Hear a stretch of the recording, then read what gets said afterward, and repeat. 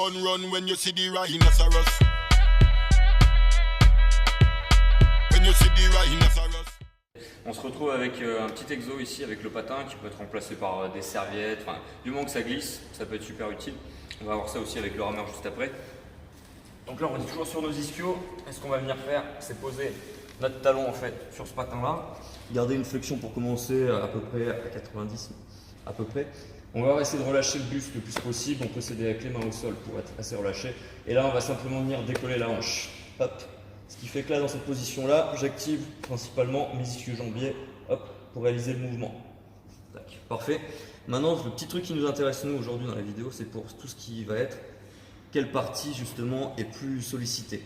La partie la plus forte des ischio-jambiers, quasiment tout le temps, c'est notre biceps fémoral. Donc c'est la partie qui est plutôt externe en fait des ischio-jambiers.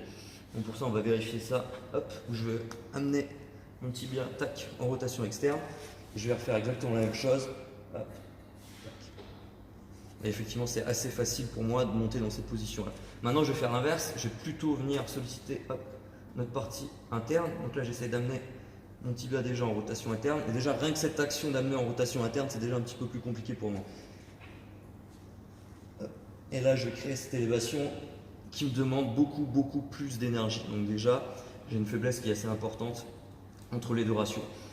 Le job, c'est en fonction de ce qu'on a évalué tout à l'heure avec Juan et puis maintenant, ce qu'on peut voir là-dessus, est-ce que ça peut être pénalisant dans le mouvement, dans la pratique? Si maintenant, je vais réaliser mon squat, hop, et que sur ma descente, il se passe ça, hop, c'est que là, ici, effectivement, c'est assez pénalisant pour moi parce que j'arrive pas à conserver une posture. Si j'arrive à conserver ma posture de squat correctement et qu'il n'y ait pas de mouvement, ça peut ne pas être pénalisant au niveau de la force. Donc on peut essayer, donc tout ce qui va être renforcement, dans mon deuxième cas, de garder les pieds alignés sur tout ce qui va être renforcement ischio-jambier.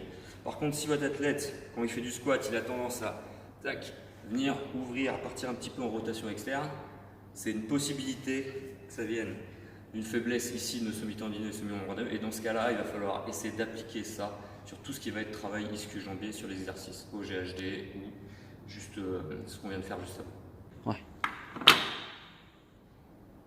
Go.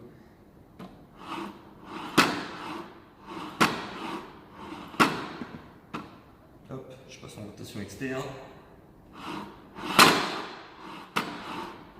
Hop, et je vais passer en rotation interne.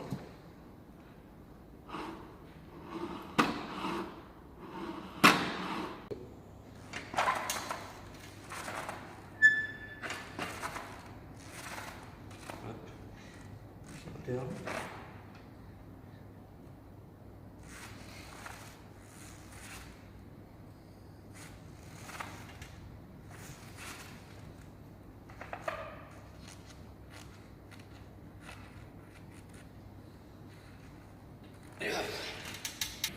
Donc en fait je précise bien que cette petite vidéo qu'on vient de faire, en fait, le but c'est pas de dire que c'est forcément ça la cause de tous ces trucs là. Ça peut être plein d'autres choses, on peut essayer d'aller travailler après sur le maintien fessier et autre chose.